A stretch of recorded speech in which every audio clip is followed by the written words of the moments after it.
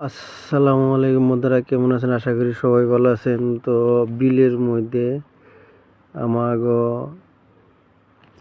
যেই স্যার আরো লাইনম্যান দুইজনে গেছে। তার মানে একটা খুঁড়ি পড়ে গেছে, এসটি তারের ওই খুঁড়িটা ভিজিট করবার নিয়ে গেছে। তো ডর করে যে যে পানি আছে বিলে বর্তমান, তো দেখেন আপনারা খুঁড়িটা একদম অলরেডি পানির মধ্যে পড়ে রয়েছে। এই খুঁড়িটা কীভাবে উঠান যায় ওইটা দেখার জন্য স্যারেরা হয়তো অনেক গেছে। তো যাওয়ার পরে আরও কর্মচারী আছে, তাকেও একটা পরামর্শ দিব তারা কিভাবে ওই খুঁটিটা ওন থেকে উঠান যায়।